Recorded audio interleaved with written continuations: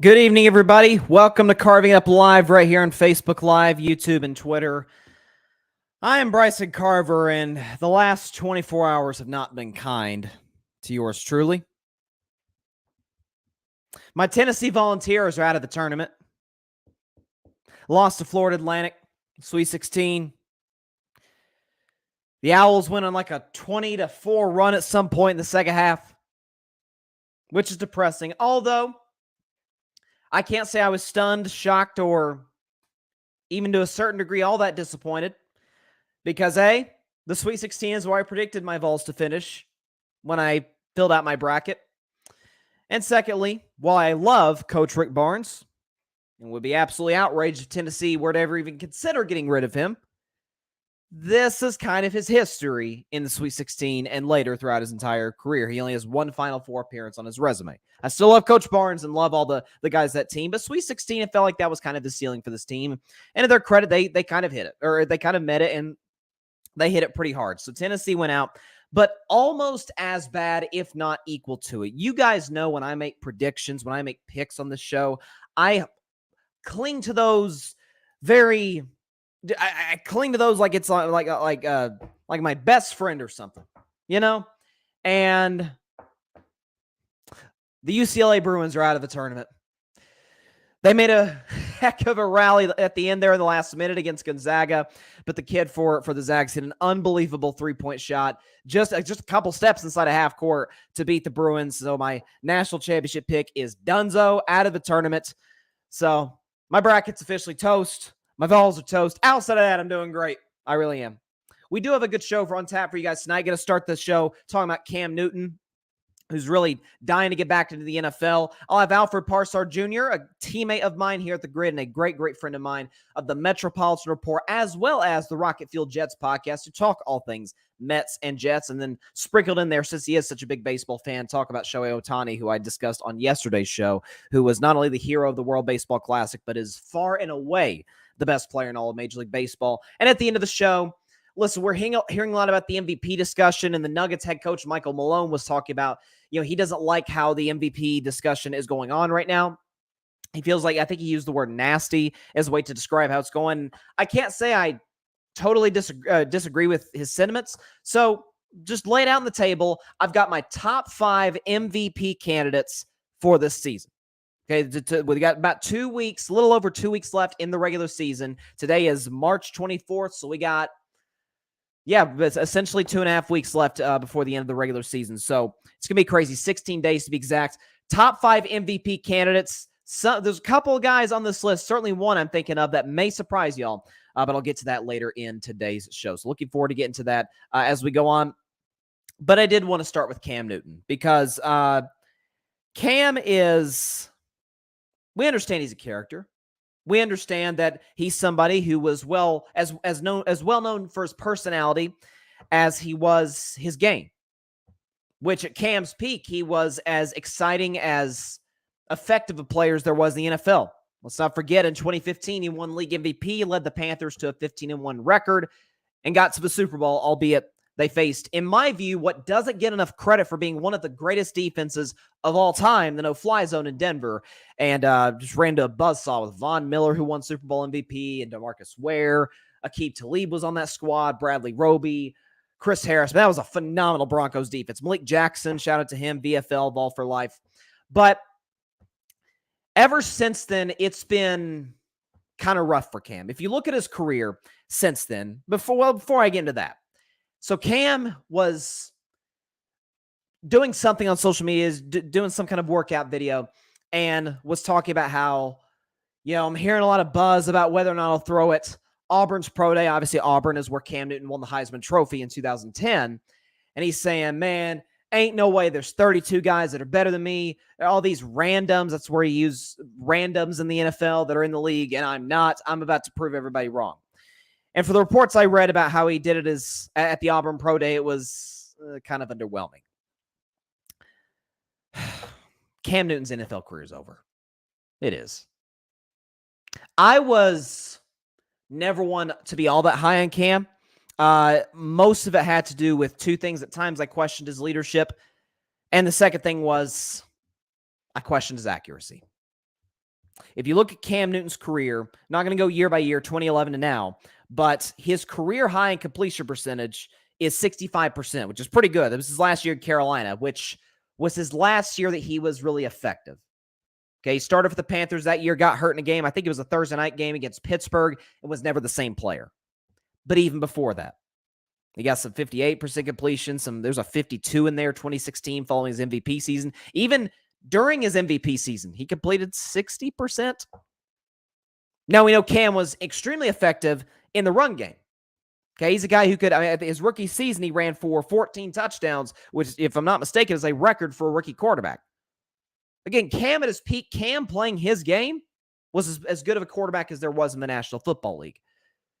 The problem is, in today's NFL, that doesn't work. Again, I'll show the list again. My top 10 quarterbacks in the NFL currently, from 1 to 10, I've got Mahomes, Burrow, Lawrence, Allen, Hurts, Jackson, Rodgers, Prescott, Herbert, Carr.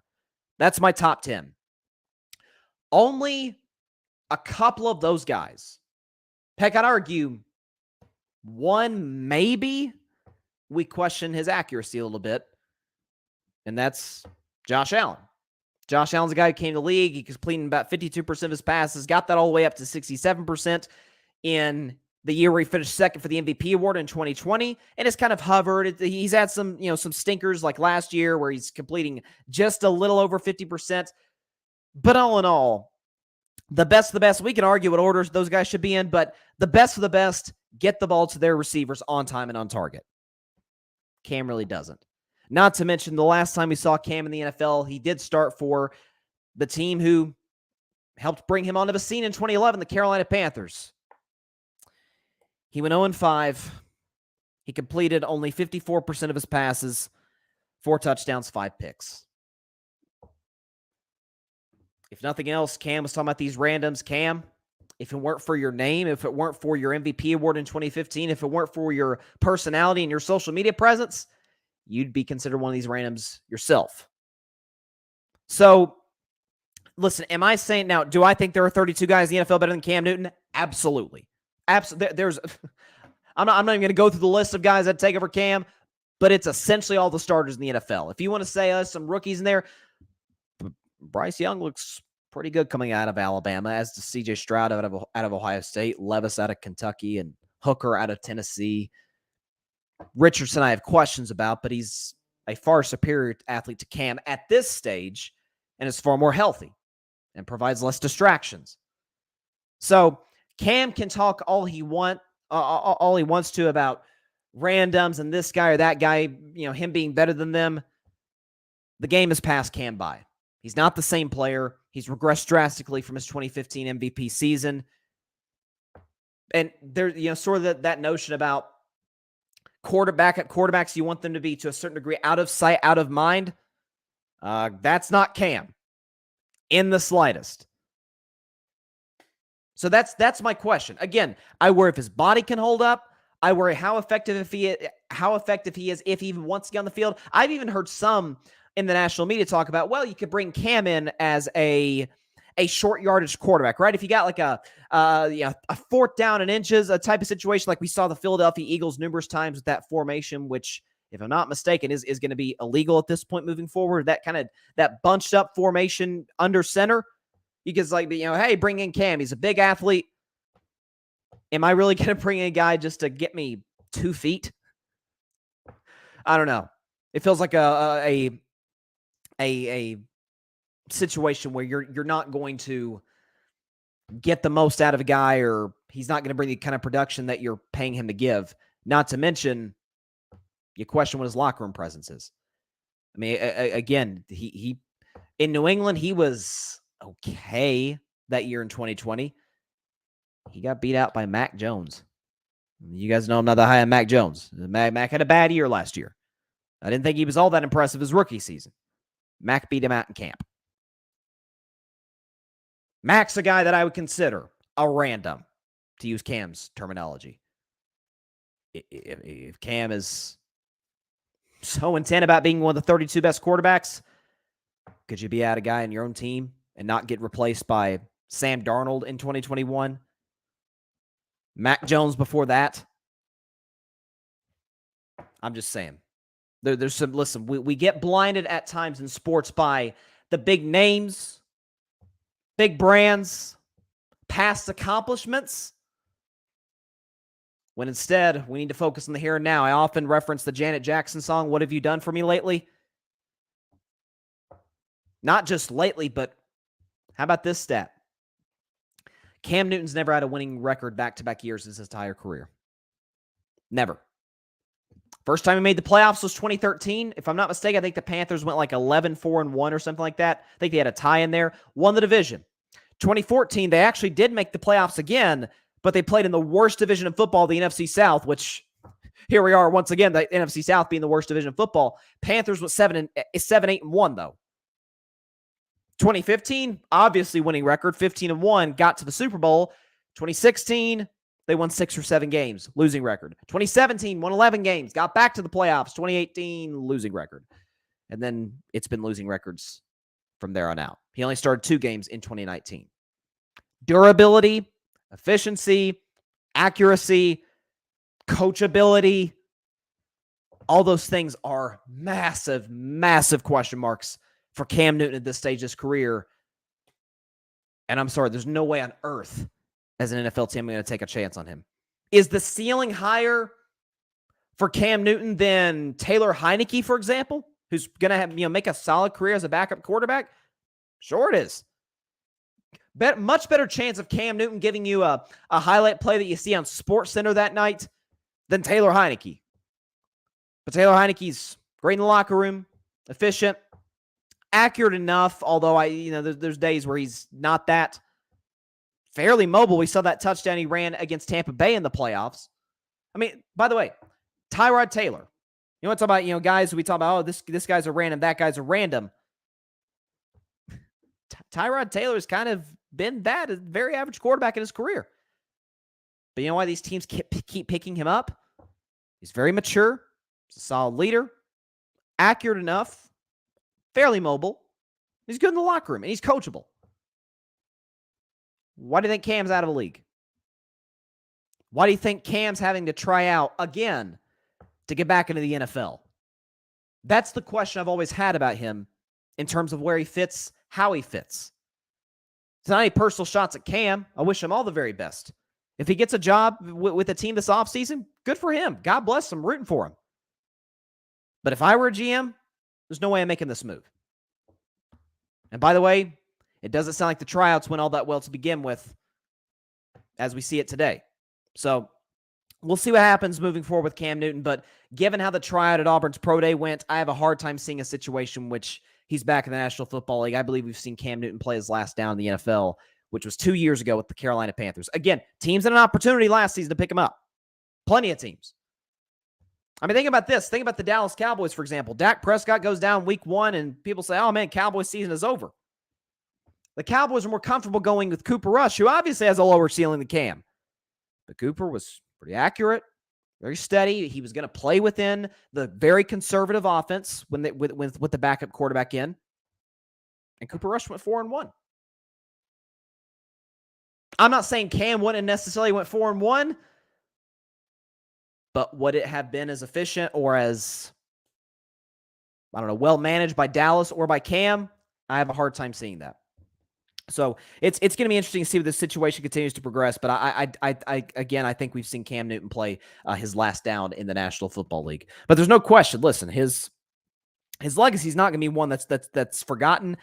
He's somebody who, for the rest of NFL history, is going to go down as that one of the great dual threat quarterbacks of the league. He is the league MVP. The Panthers had easily the best season of franchise history with him leading the ship. But the game has passed him by, especially in terms of how it's played today among the best of the best quarterbacks. Like, you talk about guys like Mahomes or Burrow, who I think are clearly the two best quarterbacks in the NFL. Neither are known for, oh man, they could really beat you with their legs. But they can move. I mean, remember that touchdown that Mahomes ran for in that playoff game years ago against Tennessee towards the end of the half?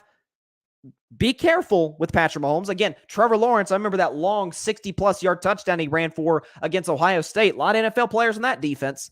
Okay, so Trevor Lawrence can move. Dak Prescott was kind of a dual threat quarterback in college. The ankle injury in 2020 sort of hampered that, but he can still move a little bit. The Cowboys will use him in some read options from time to time. Who else was on my list? Josh Allen. I think the Bills use him too much in the running game. So he's a threat to beat you. But again, what all these guys have in common, deliver the ball on time and on target. But I'll tell you what, though. A little change of subject before I bring on my next guest. Those games yesterday in the Sweet 16 were unbelievable. The only dud was UConn and Arkansas. I didn't watch a single dribble of that game because when I was watching the Kansas State Michigan State game and I saw the score, I'm like, okay, this baby's over. This thing's a wrap. But the kid Noel for Kansas State, that will go down as one of the great tournament performances in history. First of all, it happened at the Mecca. It happened at Madison Square Garden. Second of all, he twists his ankle in, I think it was the first half. And then he comes back. He's hitting these circus shots off the glass. He sets the March Madness record, if not the NCAA record, for assists with 19. He has that lob that he throws. I mean, one of the great performances in the history of the tournament. You had, obviously, my Vols going down against Florida Atlantic in what was a highly entertaining game. I tweeted at halftime, like, man, Florida Atlantic's a great three-point shooting team. Tennessee's a little lucky with them missing as many wide open shots as they did second half, especially the second half of the second half, last 10 minutes of the game. They couldn't miss, it seemed like, from three-point range. And they used Tennessee's size against them. So Florida Atlantic going to the Elite Eight for the first time program history. And then you obviously had the game of the night, Gonzaga and UCLA. Gonzaga tried every way they could to try and blow that game to the team I picked to win it all, UCLA. And then the kid forgetting his name, hit that game-winning three from just a couple steps inside a half court to win it for the Zags. Again, back-to-back Gonzaga-UCLA tournament games, which end on a game-winning shot. So a game-winning shot by Gonzaga, rather. So you can't beat it. Anytime those two teams get together, you're in for a good one. And listen, at this point, I'm kind of pulling for Gonzaga. Mark Few is a great coach. He helps coach Team USA with Steve Kerr, does a phenomenal job. Drew Timme has had one of the more impressive careers in college basketball. So, and Gonzaga's never won it before. So, if they're able to break through this year, it would definitely be a great moment for Gonzaga and that entire program. But we got more more Sweet 16 action tonight, and then Elite Eight action this weekend. All right, next guest on the show. He is a teammate of mine on the grid. He's a great buddy of mine. He is the host of the Metropolitan Report, which is back in action. Can't wait to get into some of that stuff with him, and the Rocket Fuel Jets podcast, both shows on the grid. Would you please welcome back to Carving It Up Live,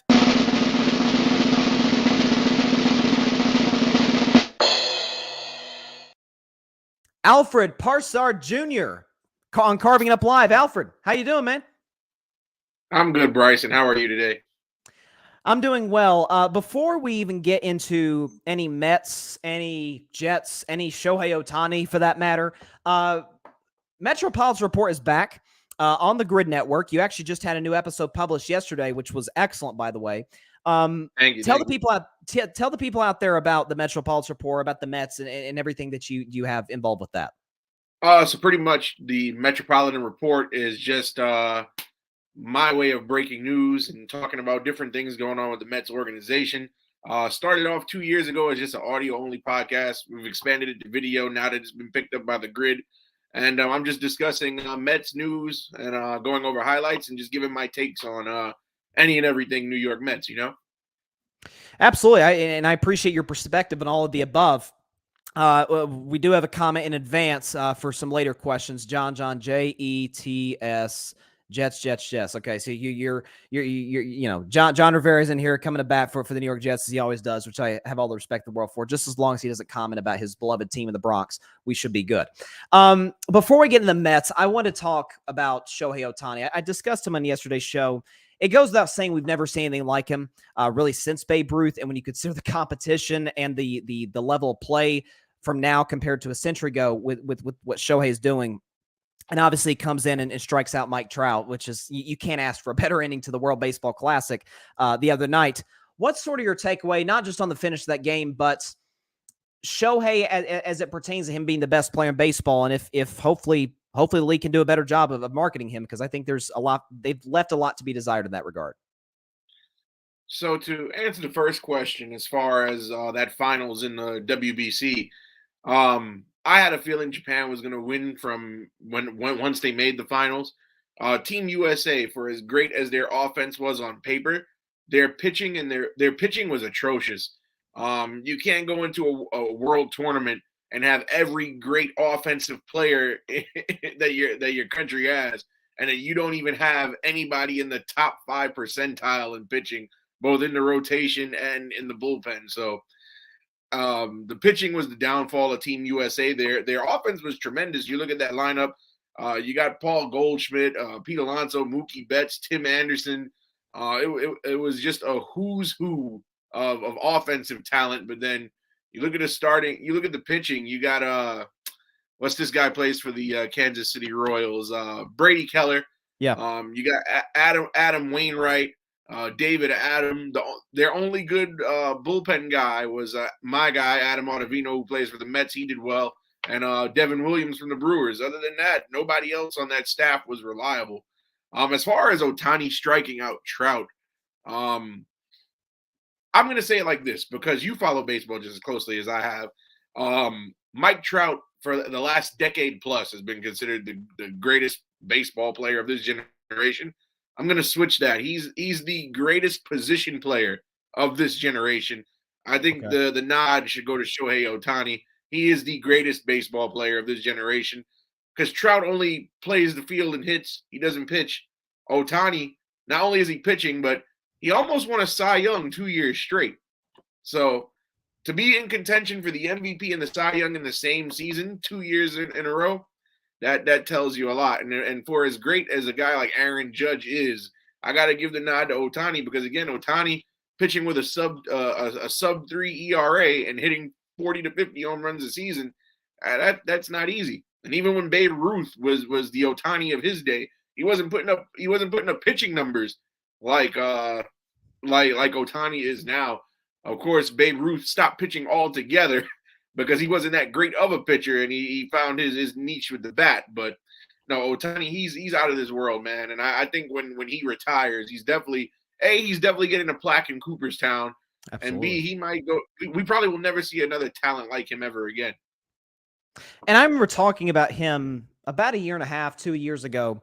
I think it was after he won the Home Run Derby in 2021. And I said, is there an opportunity for him to have almost a Steph Curry-like effect in which maybe you see some more two-way players, whether it be overseas or here in the United States, coming into Major League Baseball? Do you have a take on that? Do you think there's any shot of that possibly happening as a sort of result of Shohei's dominance? I mean, it could be. And you know what the funny thing is? Now that Shohei has been a two-way player, we see a lot of unsuccessful attempts at guys becoming two-way players. And it's funny to me because I don't know if you remember Rick Ankiel. He used to play for the Cardinals. Yep. He was originally a two-way player because he had a bat and he also was a pitcher before they fully converted him to an outfielder. But yeah, we haven't seen anything like the Ohtani, and there have been kids coming up overseas who are trying to be two-way players, but they're not having nowhere near the effect of Ohtani. But again, I think he's a once-in-a-generational talent, and I think this two-way thing it's something we're never going to see anybody do again as successful, in my opinion. Like how there's only one LeBron James, there's only ever going to be one Shohei Ohtani. You're not going to be able to duplicate him. I'd have to agree. Again, when you consider a guy who throws 102 mile an hour gas, like a 250 ERA and can hit you, 35 bombs a year minimum. It's unlike anything we've ever seen. And last point about Ohtani, he's I think it's safe to say he's going to get a nice little paycheck this upcoming winter by somebody. Could be your Mets, could be the Dodgers, whoever it might be. Now, shifting to your Mets, they come into the season with as high as expectations they've had in probably since 2006, that season where they came up short of getting to the World Series that season. They get a big loss, or they suffer the big loss of the closer Edwin Diaz going down the World Baseball Classic in just devastating fashion, going down on a celebration, having to miss the entire season. But you obviously have you bring in Justin Verlander, who at age 40 had maybe the best season of his career with the Houston Astros. You have obviously still Max Scherzer there, who had a remarkable 2022, along with a lineup that's as good as they come with some holes patched in. What are the opportunities? Because to me, the National League is better than the American League. I think it's far deeper. I think it has far more contenders. Philadelphia was dealt a tough blow yesterday with Rhys Hoskins going down. Rhys Hoskins, yep. Yeah, Rhys Hoskins going down with the ACL tear. But I still think the National League has at least 4 or 5 legitimate contenders. What's sort of your take on the Mets, and do you give them a good shot to get to the World Series? So this would be surprising for anybody who's listening to this. I think the Mets are good for a wild card this year. I don't think the Mets are going to win the division only because Edwin Diaz going down is huge, like you said. Diaz, of course, the best closer in baseball, arguably last season, and we won't even have him for the majority of this season if he can't come back for a playoff run. So that's number one. Number two, when you look at the other teams in the National League East, the Mets made no offensive improvement. You have the Phillies, who they were already who they were. They went to the World Series off of 88 wins last season.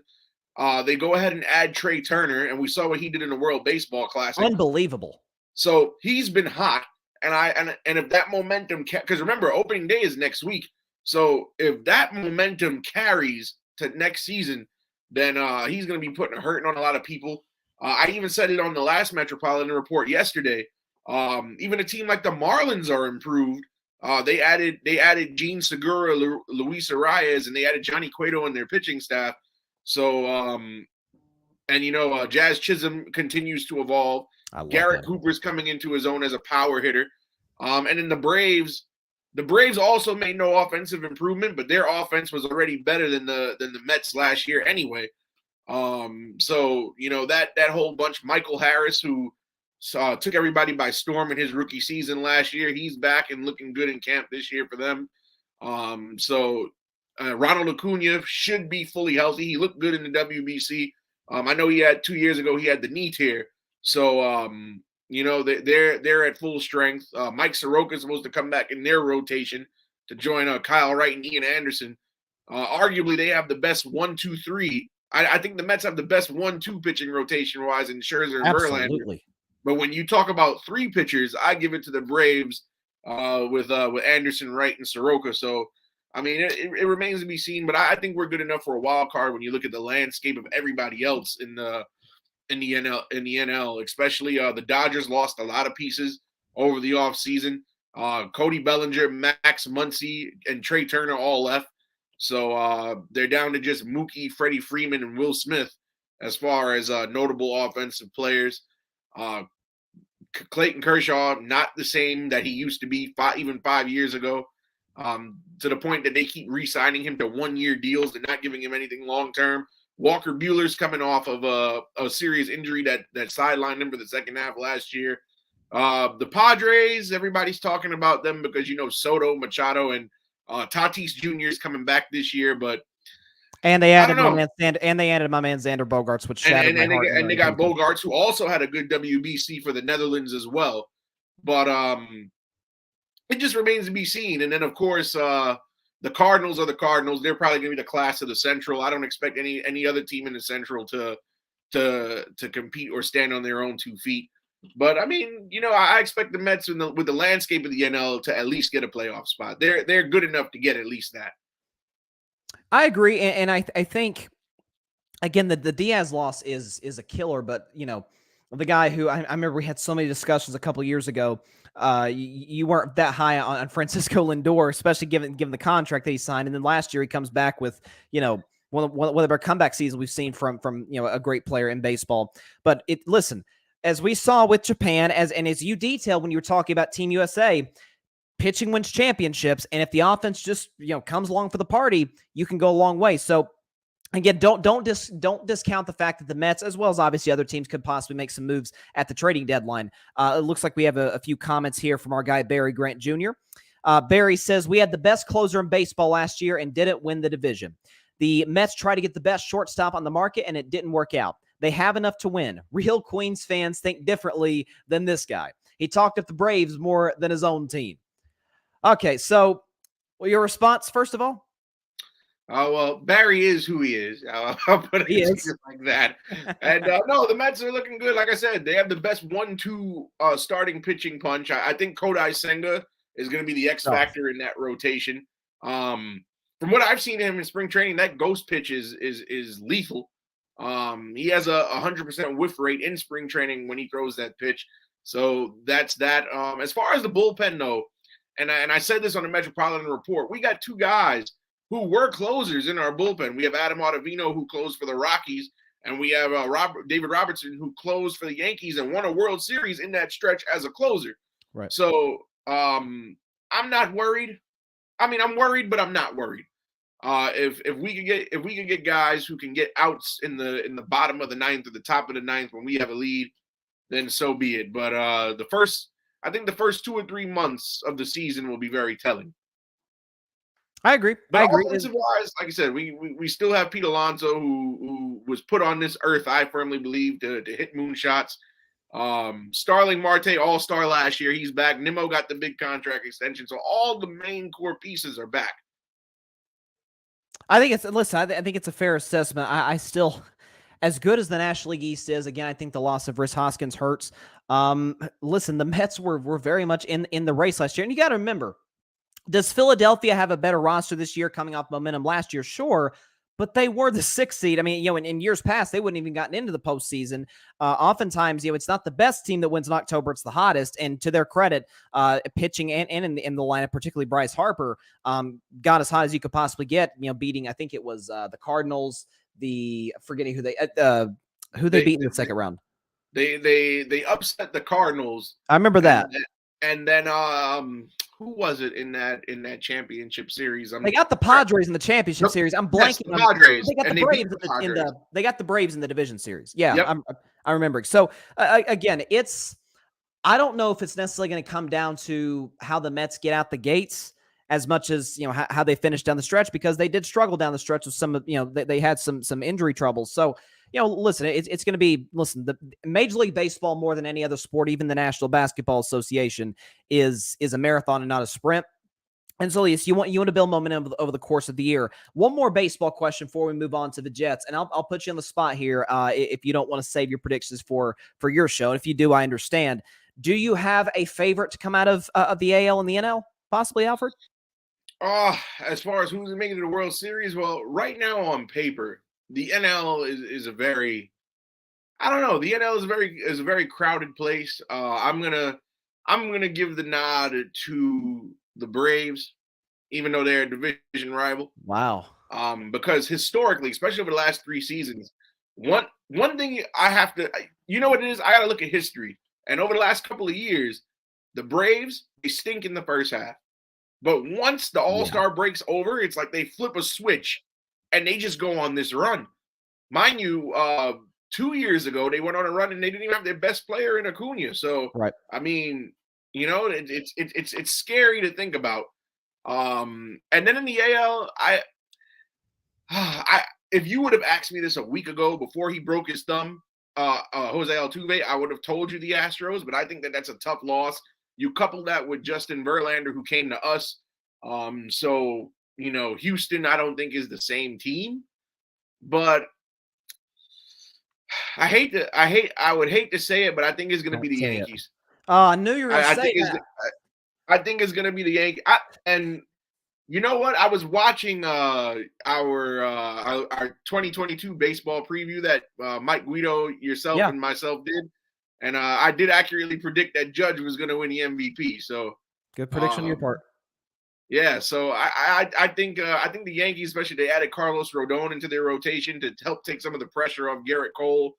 Nestor Cortez, he's hurt right now, but he was the surprise revelation of last season. They parted ways with Aroldis Chapman, so they shouldn't lose any close games down the stretch. And all the key guys are back, and Judge finally got the bag. So now instead of breaking records, he might try to go for a ring. So I think they come out of the AL. I can't do this, man. I can't. I can't. I'm sorry, bro. And you know what it is? Shout out to your Boston Red Sox, bro. But I think it's the Yankees' year this year in that division. I'm not saying I don't necessarily have playoff expectations for my Red Sox. I do think we'll be slightly better than a year ago. Although losing Xander Bogaerts, like I said, just devastating. I will tell you this though. You guys have the rookie. I think you guys, from my projections, have the Rookie of the Year on your team this year. So I That's think fair. Masataka Yoshida is going to surprise a lot of people. No, I love the acquisition, but like I said, I think it had to have been later that night that I saw the Bogarts to the Padres news, which is like I said, I think if Bogart stays, maybe they are a legitimate playoff team as crowded as the AL is, with a lot of teams that have question marks. But I cannot see the Yankees in a World Series. You listen. Like I mentioned the Mets briefly on my show yesterday. I said the Mets, it's always been sort of the enemy of my enemy as my friend type of situation between the Mets and the Red Sox. 86 aside, we're just going to act like, from our side, we're going to act like that didn't happen. But it's sort of, we both hate the Yankees. There's been some Yankee suck chants inside of Fenway in that city, and I'm sure back at the old Shea Stadium. So just trying to keep that perspective. So for you to pick that, like, really, just it really grinds my gears, Alfred. It really does. Listen, I'm sorry, brother. I despise the Yankees just as much as you do, because their fan base is rotten. Oh, yeah. All they talk. Listen to me. Yankee fans, they live in the past. They're stuck on 27 rings. And they failed to mention how they've been mediocre before Judge got there. So, but I don't know. I feel like they're a powerhouse right now. I mean, I could be wrong, but I hope so bad that you're wrong, but I don't think you are, honestly. I'm not saying I'm picking the Yankees to win the AL, but they do feel like the class of the American League East. Shifting to the New York Jets. Again, you're the host of the Rocket Fuel Jets podcast here at The Grid. And I think it's safe to say the Jets have been somewhat the topic of conversation, certainly in the national media, and I can only imagine in New York City. You guys made some nice offseason acquisitions. I saw Mecole Hardman the other day. I know you were talking about the potential of Odell Beckham. It looks like that could possibly be in the works for him to return to New York, this time with the AFC team. But it all is sort of hanging in the balance because of that guy. Who still resides in Green Bay. So before I ask about Aaron Rodgers' fit, I've been on this for a long time, but before I even ask about Aaron Rodgers' fit, again, today, he's not a Jet. So what's sort of your takeaway on that as far as the compensation, as far as Aaron Rodgers individually? So for those of you who follow me on Instagram at RocketFuel_NYJ, I've been having a lot of posts lately talking about all these acquisitions, but I end every post with, "Where's Aaron Rodgers?" See, all this is good. Alan Lazard, Mecole Hardman, OBJ speculation, it's all good. But Aaron Rodgers is still contracted to the Green Bay Packers. And until the trade is finalized, until I get a Bleacher Report notification or an NFL app notification saying that, or ESPN app notification saying that Rodgers has been traded to the Jets, like I'm not buying any hype train. I'm not believing. I'm not celebrating. Bryson, I kid you not. I know so many Jets fans who are acting like Rodgers is on the roster already. And yes, he went on a Pat McAfee show. He said he intends to play for the Jets, but ultimately the Green Bay Packers have the final say in this whole equation. And I understand that, by not giving Rodgers what he wants, it doesn't benefit anybody. It doesn't benefit the Packers as an organization. It doesn't benefit Aaron Rodgers himself. But the Green Bay Packers could be watching all of this unfold.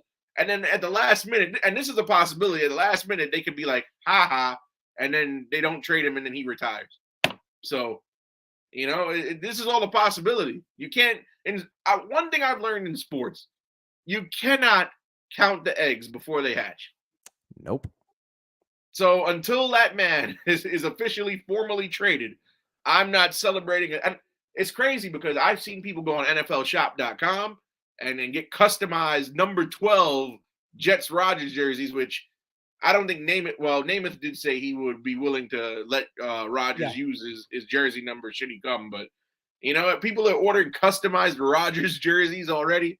Like it's just insane. And and I was telling a friend this, between the three quarterbacks that the Jets could have gotten, of course, Derek Carr ended up going to the Saints, and the whole Lamar Jackson fiasco. Rodgers, whatever your personal opinion of him is, he's the proven quarterback out of the three. The guy did win a Super Bowl, albeit more than a decade ago, but he does know what it takes to get that far. And then he's 2 years removed from an NFC Championship game. So, listen, I just need the Jets to go to the playoffs. We haven't seen playoffs since 2010, which is the longest drought in the league. So, I just need postseason football at MetLife. I can understand that. Now, Again, like you said, and it's only fitting that of any quarterback acquisition or anything of that nature, it's only fitting that the guy that drags it out is Aaron Rodgers. I mean, we understand that that's kind of his history on decision making, particularly in the offseason the last few years. And again, I'm not so sure the Packers aren't using a little bit of leverage because of the fact that not only do you have the threat of retirement from Aaron Rodgers, and again, he said he intends to play for the Jets. That does not mean necessarily he's going to play for the Jets. But Green Bay's got the replacement. You know, Green Bay's set. The Jets are not. And again, I'm not totally discounting the fact that the Jets could say, okay, we're out. Let's see if we can go pursue Lamar Jackson, because the Ravens don't seem to be all that excited about giving him a fully guaranteed deal. Would the Jets be desperate enough to do so? Only time will tell. Let's just say, for the sake of argument, that Aaron Rodgers, we wake up tomorrow morning and Aaron Rodgers, the trade has been finalized. He's a New York Jet. What would be, because listen, this is a Jets roster that there's no questions about the defensive side of the ball, especially with as much young talent as they have. Offensively, with Elijah Moore leading the pack, you mentioned Alan Lazard, Mecole Hardman, Breece Hall coming back from injury. Again, I think they're going to make some moves in the draft to upgrade the offensive line. It all comes down to the quarterback position, in which the Jets have been weak for really most of the last decade and a half since that last playoff appearance. And certainly this past season, it was as bad as ever with the quarterback carousel that they had. All of that being said and considered, your expectations, should Aaron Rodgers become a Jet, would be what? Anything short of postseason football is a failure. Only because I haven't seen somebody, and it's crazy to think, because again, Rodgers as of right now is still a Packer, but he gave the Jets front office a list of players that he wanted, and they're going out and getting them. Of course, they go get Mecole Hardman, they go get Alan Lazard, who he had chemistry with last year. The rumor is it might be, if they can't get OBJ, it'll be Randall Cobb. Randall Cobb and Rodgers have a tremendous rapport going back years. They shipped Elijah Moore out of town for an extra draft pick a couple days ago. So if you ask me, the Jets, who have the 13th pick in the draft, should take Quentin Johnston out of TCU. But that's just my opinion. And I think that they should just surround Rodgers with as many weapons as possible. Now there's rumors that Zeke might want to come play for the Jets. So that's that. Imagine a backfield with Zeke Elliott and Breece Hall, the both of them. And you have Michael Carter with your goal line carries. That's going to be an insane offense, especially. And Garrett Wilson is the incumbent receiver there, so he'll have weapons. Should he get off the plane from Lambeau and arrive in the friendly confines of MetLife? I agree. Again, obviously the expectations, but I talked about last week when he announced his intention to play for the Jets, and I said, look, this is a guy, and I'll go ahead and, if I've got the stats here, I'll go and put up the stats for Aaron Rodgers this past season. Again, 19th in yards per game, 12 picks, which was 26th in the NFL, 16th in passer rating, 26th in QBR, and dead last in 300-yard games, of which he has had one in almost a year and a half. So, again, we talk, and that's sort of like to a much lesser degree, kind of what I was talking about with Cam earlier in the show. Like, we get oftentimes blinded by the name, the resume, and the accomplishments, and we're not focused enough on what the guy is today. Aaron Rodgers is a guy who, towards the end of the 2021 season, when he won his most recent MVP, he sort of tailed off a little bit. Last season, he never looked like that guy who we've been used to seeing his entire career, being one of the best quarterbacks of football, well, the three best quarterbacks of football. And so I just question that, regardless of the talent that's in New York. Again, I like the coaching staff. I love the defense. This is a tough division where the Bills still seem like they're sort of the class of the AFC East. Miami, while I still have major questions about Tua, that's still an excellent roster that's as good as they come offensively with Tyreek and Waddle. And then New England, while I've never been that high in New England since they acquired Mac Jones of the draft, they did hire an actual offensive coordinator, and they did get both Mike Gesicki and Juju Smith-Schuster. So there's no question the offense should be better next year. I just question, and that's just in their division. I just wonder if in a crowded AFC, if the Jets can forget win the AFC East, if they can even find a way to sneak in the playoffs. What say you? Well, you got to remember, and I am no Aaron Rodgers fan, admittedly, but you have to look at several things. He lost the best receiver he's had in a long time. Devontae Adams went to the Raiders last season, so he was without his primary target of years. Then you look at all these other guys he had. He had He also lost Valdez Scantling, who went to the Chiefs and won a Super Bowl last year. So he's left with Alan Lazard, Romeo Doubs, and Christian Watson. All three of those guys missed decent amounts of time last year. The receiving core was all banged up. The first few weeks of the season, his primary safety blanket was Robert Tonyan, a tight end. So I think the depleted receiving core played a part in Rodgers' regression last season. I think if you give him a solid, formidable amount of weapons, which he didn't have last year, and then arguably even Aaron Jones, the running back, he wasn't like himself. I forget the name of their other running back. A.J. Dillon. A.J. Dillon, yes. Those two didn't play up to par last season either. So I think if Rodgers does go to the Jets with this cast of characters that they've assembled in their wide receiving corps, then I do think he's not going to be the 2021 Aaron Rodgers, but he'll definitely be better than last season. And again, if Aaron Rodgers gets there with what they've surrounded him with, I think that they get a wild card at minimum. There's a little dissension in Buffalo. The rumors is Stephon Diggs might be on his way out of town. I think if Josh Allen loses Stephon Diggs, no disrespect to Gabe Davis or any of those other guys, but none of them are the talent that Stephon Diggs is. They just lost Devin Singletary in free agency yesterday. So that Bills team might be a little bit of trouble offensively. Very well could be the case. Absolutely. And our teammate here at the Grid, shout out to Parnell, the Commanders Demand podcast, new here at the Grid. Be sure to check his stuff out. New episode tomorrow, by the way. He says, get some Rodgers, some O-line help as well. That's what I'm saying. It was an offensive line. Now, some of it was the fact that the Jets offensive line was dealing with some injuries last year. Whether or not they can correct that this offseason is going to be key because, Aaron Rodgers, part of what's played factor in a lot of his success. I mean, he rarely had a bad offensive line in Green Bay, if ever, in his time with the Packers. Obviously, we know about David Bakhtiari. I remember Corey Linsley all those years. So, he had plenty of guys who were able to give him enough time to deliver the football on time and on target. And again, the last sort of question that I have about Aaron is what's his commitment to football? Last year, it sort of reached a point where he was talking about he's 50-50 in retirement. This year, he was talking about he was 90-10 on retirement. So, what's the case next offseason? So, listen, it's a lot of questions surrounding the Jets. Before we get out of here, tell the people where they can find your show and social media, all that. So both Rocket Fuel and the Metropolitan Report are on Instagram, are on Twitter, and are on YouTube. Metropolitan Report is _Metropolitan_report. Rocket Fuel is Rocket Fuel _NYJ. Rocket Fuel, we're just doing short form content right now. Metropolitan Report is every Wednesday. And we're gonna have our opening day special edition this upcoming Wednesday because the regular season starts the next day. So we're pretty excited about that. And in the interim, while the shows is on Wednesday, we have what I like to call Metropolitan Report shorts every weekend. Just news that we didn't get a chance to cover in the actual episode, stuff that happens during the weekend.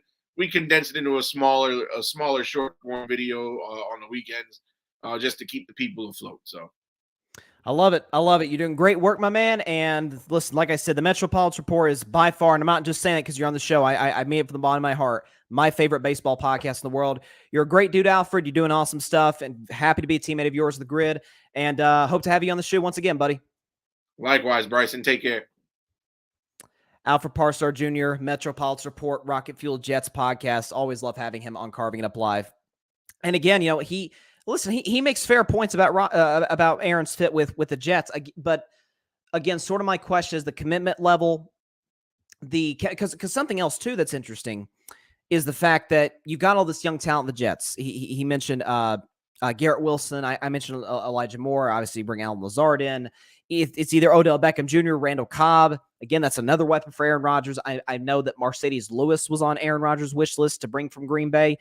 Good veteran tight end. And obviously, we understand how good the defense is. But how committed? Because if there's ever an offseason for Aaron Rodgers to be committed to building a good rapport with his guys, it's this one. I thought it was last year with the young receivers they had in Green Bay, Christian Watson, Romeo Doubs to be exact. And we saw they never really built that good rapport. Certainly him and Christian Watson didn't up until about mid-season.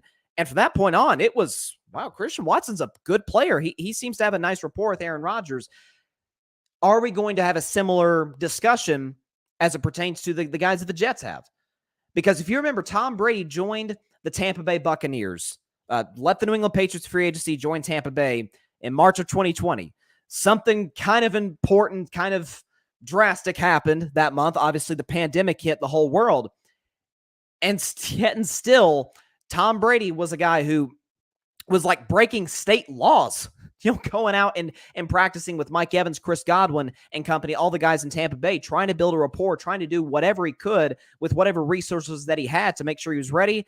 And how'd that pay off for Tampa? They have a Lombardi trophy to show for it. And so that's something I've always had a question about with Aaron Rodgers, and especially the last 2 seasons. And so we'll see what happens with him and the New York Jets moving forward. But there's no question they're going to be the team to watch should that trade go through, which it's still not a done deal. If it's not by Monday, yeah, we may have to add another topic to the show if that's not the case. But listen, it's going to be, listen, we talked a lot about the Jets this past offseason when it came down to their, how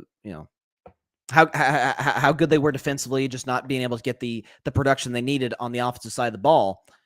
Obviously, Aaron Rodgers takes care of some of those problems. I just don't know if he does so to the extent that a lot of people are insinuating that it will. So we'll see. Baseball is coming up, though. We got baseball in less than a week, 6 days away. So hey, I'm excited.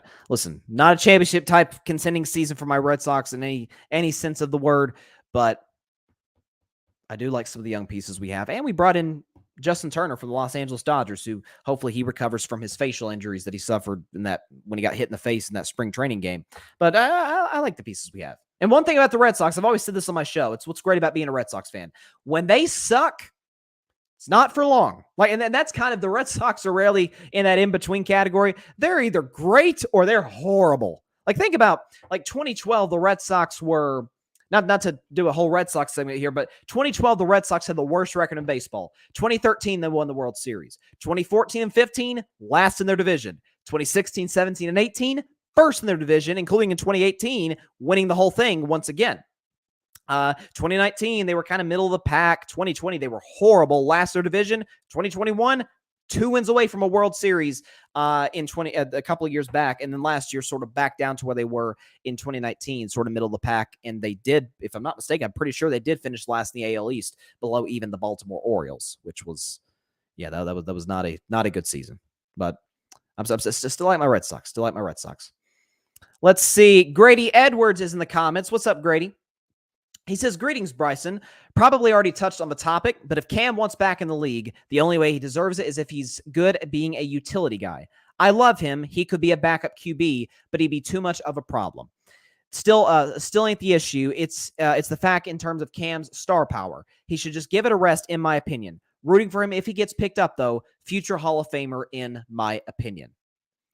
I mean, the Cam Hall of Fame debate would be an interesting one. Maybe one if he ever in the next couple of years possibly announces retirement. Definitely sounds like a great debate point without question. And Grady is a Panthers fan, so he's got a unique perspective on Cam.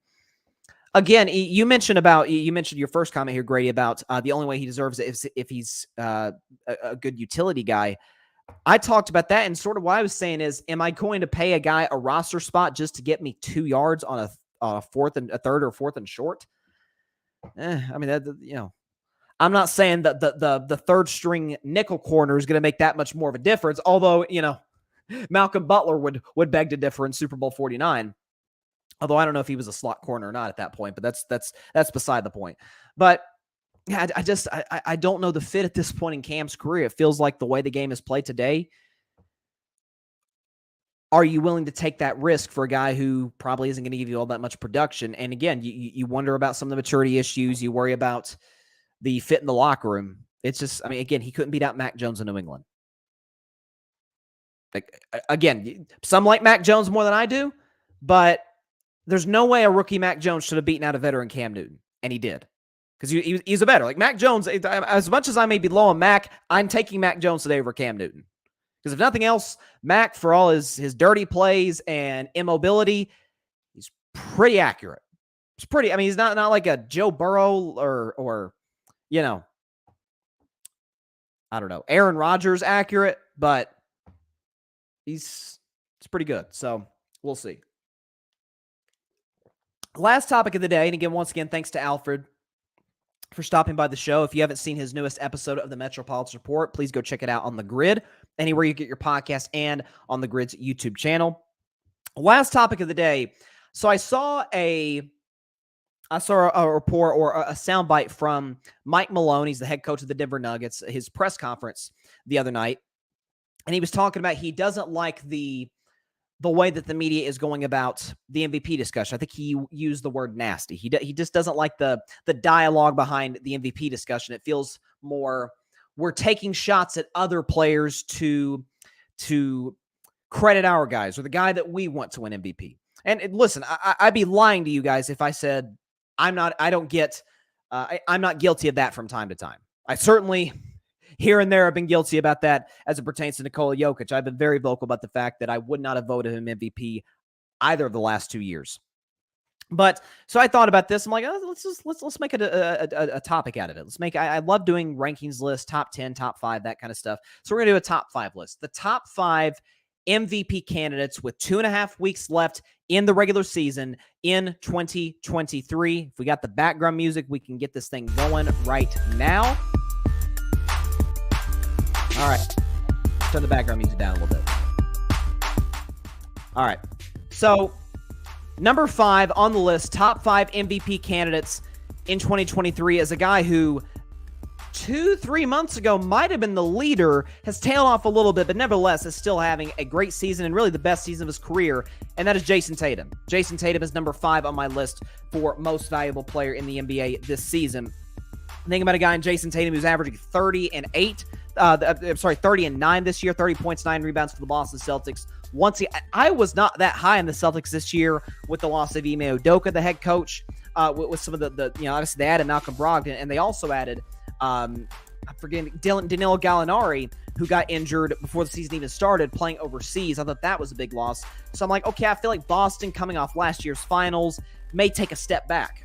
No, they're just as good, if not better than last year. They're sitting right there at the 2 seed in the East, which is clearly the better conference. One could argue the Eastern Conference probably has the 3 best teams in Milwaukee, Boston, and Philadelphia.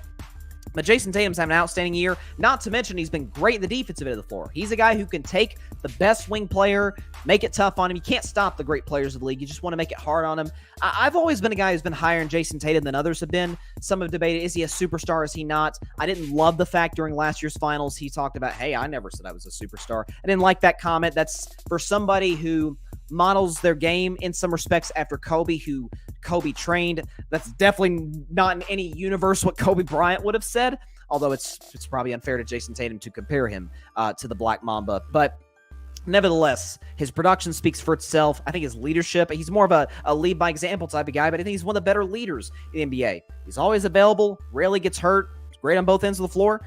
And listen, for a season Boston had coming in, sure, they had the talent, but a lot of uncertainty. I think Jason Tatum's led the way. Again, I take the V the V word into account more than I think many in the media do. The valuable part, Jason Tatum's been very valuable for the Celtics this year. To me, he would finish, if the season ended today, 5th on the NBA's most valuable player list. At number 4, this one may shock you guys, Shai Gilgeous-Alexander of the Oklahoma City Thunder, who is quietly having, to a certain respect, one of the best seasons in the NBA. First of all, he was an all-star.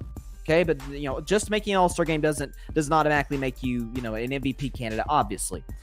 But Oklahoma City is in a position where they're in the Western Conference. We know it's jumbled up. In between the 4 and the 13th, the 4 and the 13 seed, there's a 3-game gap.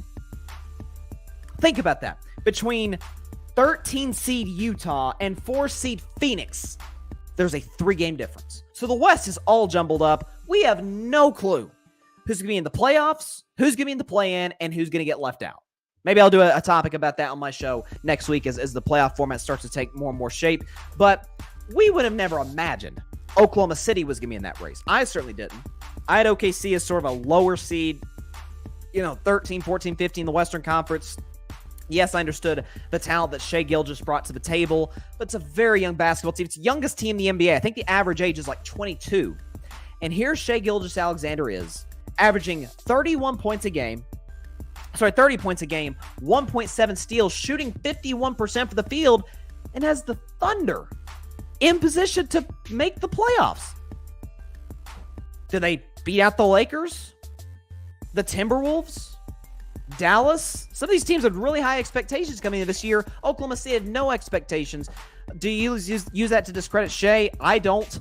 This is a guy who year after year just gets better and better and better every season. Again, part of it he plays in a small market, Oklahoma City. This is a team, obviously in OKC, we understand all the success they had with KD and Westbrook and Harden for a short time there. And Chris Paul got him to the playoffs a few years back. Watch out for Oklahoma City. They're a team you don't want to play. They're one of the better offensive teams in the league. They've got some good defensive stoppers like Lou Dort.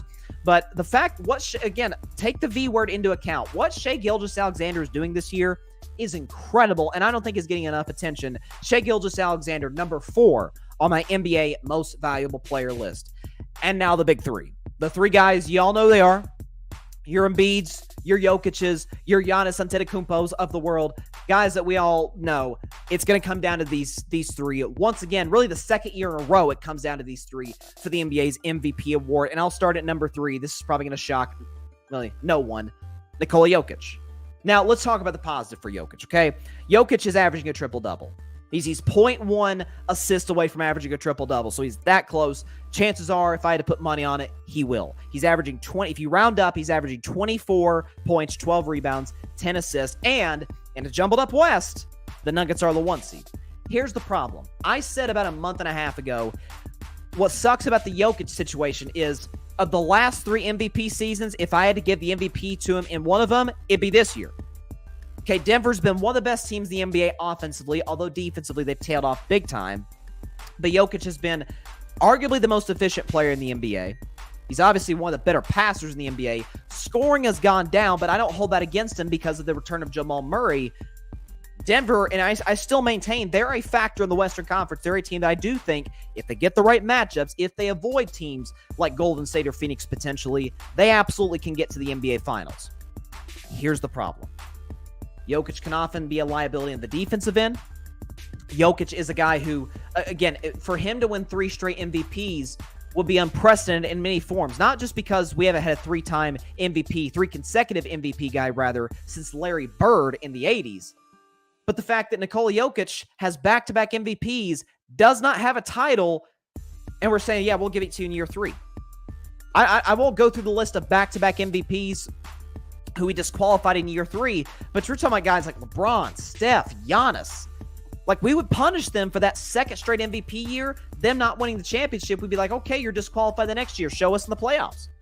For some reason, we don't give that criteria. We don't give that same kind of energy, if you want to put it that way, to Nikola Jokic, which bothers me. Nobody would argue that he's as good at the defensive end as Embiid or Giannis. He's not as good of a scorer as either of those guys. Now, he's a better distributor. You give him all the credit in the world for that. But both Embiid or Giannis are just as good, if not better, rebounders than Nikola Jokic. And I think it's safe to say have been more valuable to their franchises than Jokic has been. So, no disrespect to the Joker. Am I discounting that he could go crazy in this next 2.5 weeks and leave no doubts whatsoever that he is the MVP? Sure. He's not the biggest favorite today. I think for good reason. The Vegas sportsbooks got him second. I got him third. Nikola Jokic third on my NBA MVP list in 2023 with 2 weeks to go. At number 2, the Greek Freak, Giannis Antetokounmpo, who himself has 2 league MVPs, averaging 31 and 12 on 55% shooting, and not to mention the Milwaukee Bucks as a team are quite possibly the best in all of basketball. Giannis is unquestionably the best two-way player in the NBA. He could drop 30 on your head. Heck, in the finals game, Game 6 in 2021 to close out the Suns, he had maybe the best closeout game in finals history, dropping a 50 burger, or a 50 piece, so much so he actually got 50-piece chicken nuggets from Chick-fil-A the next day to celebrate. Love that move by Giannis. Obviously, he's very charismatic, great guy. But he's somebody who's great on the boards, who's a phenomenal scorer. I don't think give enough credit. Just, we heard for years, he just runs and dunks. James Harden talked about that a few years back. Well, if he just runs and dunks at that size, why doesn't everybody else do it? Okay, it takes skill. It takes great footwork. It takes agility. It takes all the things, all of the above. And he's arguably the best defensive player in the NBA. He can take the best wing. He's one of the best shot blockers in basketball.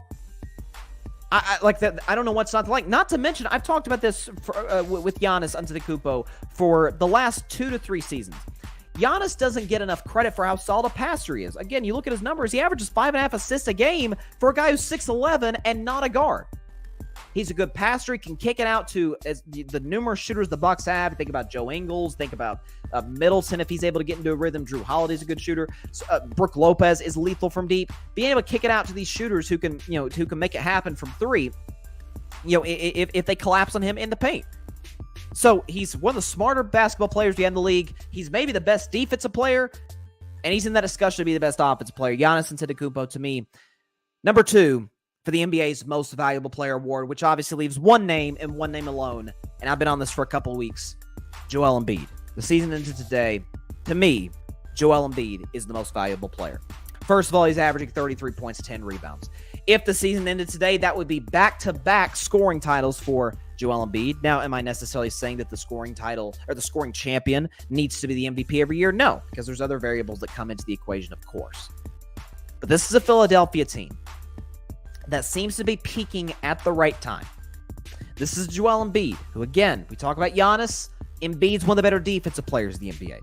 And not to mention, sort of what separated Giannis and Embiid for me, and then I'll get to what separates Embiid and Jokic. What separates Embiid and Giannis just this year, MVP is a year-to-year award, is the fact that, and I hate to punish Giannis for this, I don't like doing this, I think Milwaukee has a significantly better roster than Philly. We could talk about the names they have. Your James Hardens, Tyrese Maxey, Tobias Harris, PJ Tucker.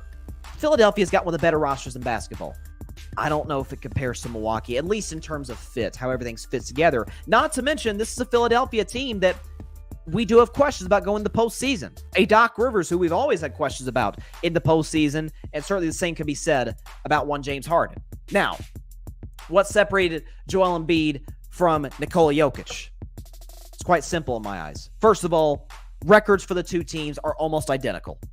Okay, they're both in the high 40s. They're both going to win over 50 games this year. There's not going to be that much of a difference one way or the other. What separated the two for me is when they matched up against one another. Jokic guarding Embiid. You know what Joel Embiid dropped on Nikola Jokic's head?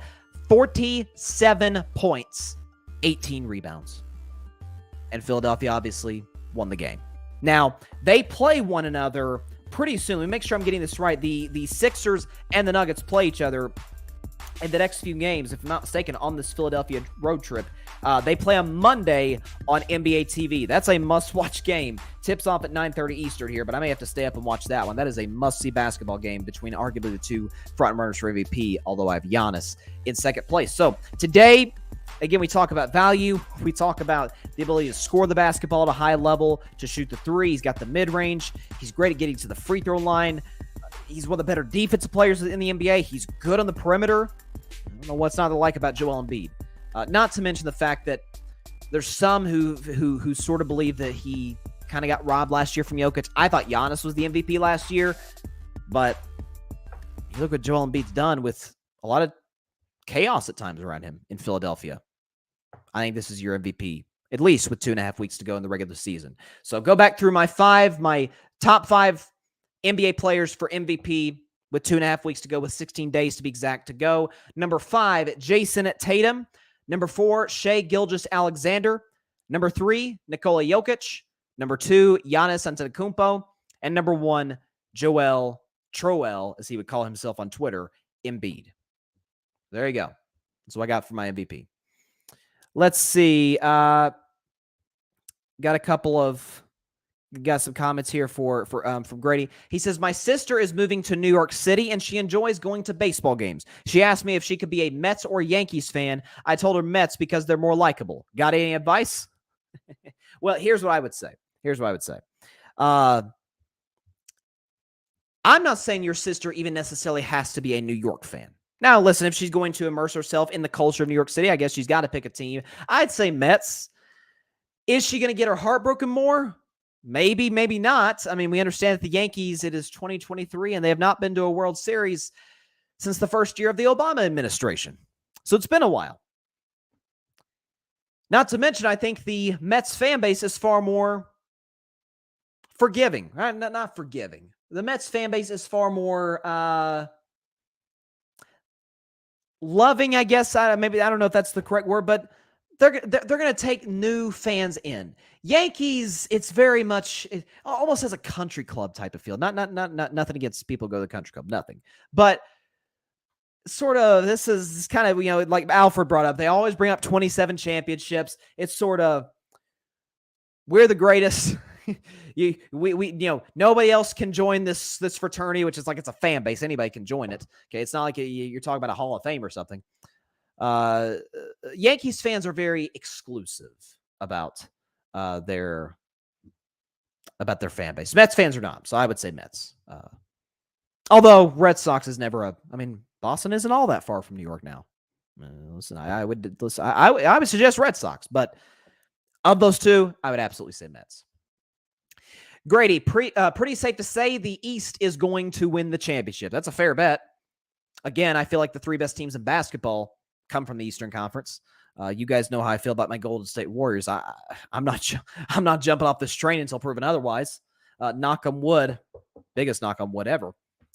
Unless Steph Curry goes down, or Clay, or Draymond, I'm rolling with Golden State to get to the finals with or without Wiggins. Now, I do not believe they can beat any of those three teams in the East, maybe Philadelphia, because I don't trust Philadelphia. I do not think Golden State can beat Milwaukee or Boston without Andrew Wiggins. Again, there were discussions. I thought crazy, but there were discussions about, hey, is Andrew Wiggins the finals MVP last year? Not that was crazy given what Steph was doing, but that's how good Wiggins was. I mean, Steph's worst game of the finals was Game 5. Wiggins dropped like 27 and 13, something like that. He was incredible. Okay, he can knock down an open three, can get his own shot in the mid-range. He's fantastic defensively, can take the best wing. He gave Luka, Tatum, all kinds of problems. So Golden State cannot win the championship without Andrew Wiggins. I still maintain that. So I'll put it this way. If Wiggins does not come back, one of those three teams in the East wins the championship. That's how confident I am in Golden State and how confident, or the lack of confidence, rather, that I have in the Western Conference. Grady, to me, it's questionable if Joker is a top 5 player. Love and respect him, but got to get it done in the postseason. I'm cool with him winning MVP this season. Totally cool if they take it from him to correct some stuff, though. Again, you talk about with Jokic, and you mentioned the postseason success, and people are going to get on you for that. People are like, you can't. It's an individual, and it's a regular season where you can't take last season into account. But if you don't take last season into account, if you don't take the playoffs rather into account, then what's the point? Again, if you look at recent back-to-back MVPs, Steph, Giannis, LeBron, Nash, I don't think Nash deserved either of his MVPs. Who else is back-to-back MVP? Obviously Jordan, Kareem, but just look at the last 3 years, or last 3 back-to-back MVPs. So LeBron did it twice. The first back-to-back MVPs LeBron James won was in 2009 and then 2010. 2009, the Cavs lost in the Eastern Conference Finals. 2010, they lost in the second round.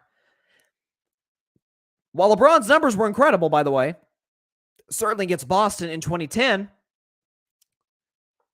MVP voters held that against him. Like, hey, you still haven't won a championship yet. And by the way, you had the audacity to join a functional basketball operation that is known as the Miami Heat. People still get on for that for some odd reason. Might need to go to some therapy for that. But be that as it may, and nothing against Derrick Rose. I love Derrick Rose as a human being, and he was a very exciting player in his prime. But to give the MVP to Derrick Rose over LeBron James is crazy. And LeBron showed you that in the Eastern Conference Finals when he said, hey, I got D Rose, and he took him out of the series. So, and then you look at Steph. So Steph's first MVP, he wins the championship. Second MVP, you guys know me, I'm the biggest Steph Curry fan in the world. I think he's the best player in basketball. Steph Curry was horrendous in the 2016 finals. And we held it against him. When we talked about MVP candidates going into 2016-17, Steph's name was never even brought up. It's like, he's a back-to-back MVP. Yeah, but he was bad in the finals. Giannis, first MVP, Bucks lost in the conference finals.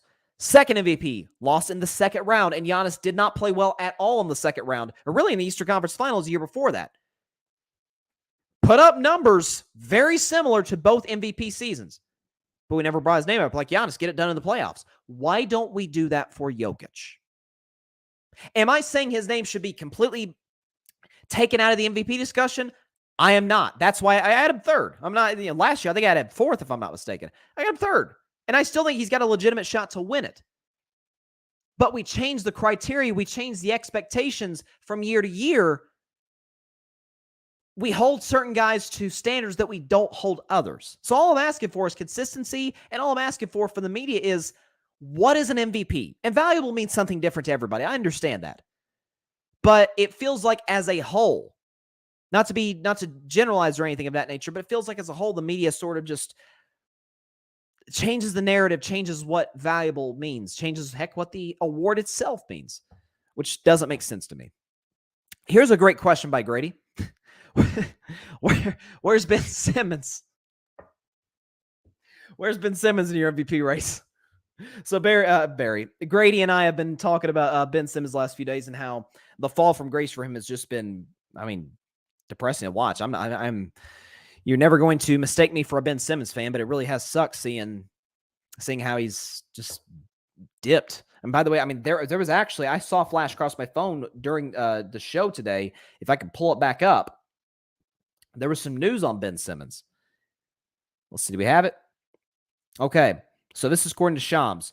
Nets say Ben Simmons now has nerve impingement in his back and will remain out of action while sides determine best course of treatment. It sucks, but also too, the thing you have to take into account with Ben Simmons, the guy is flat out not a grinder in the offseason. He's not going to be a guy you find in the gym. He came into the league with a bad jump shot, still has a bad jump shot. It's a shame. Listen, I hope he's somehow, some way able to turn his career around, but man, it's not looking great. And this setback physically just makes it all the more bad. It's not very, very unfortunate for a guy who was taken with the number 1 overall pick back in 2016. Patrick Brown, also teammate of ours at the Grid and a great friend of mine. Patrick Brown, what's up? He says, Giannis is my pick for MVP. Silently having a dominant season. Bucks had the best record, and he's gotten it done in the postseason.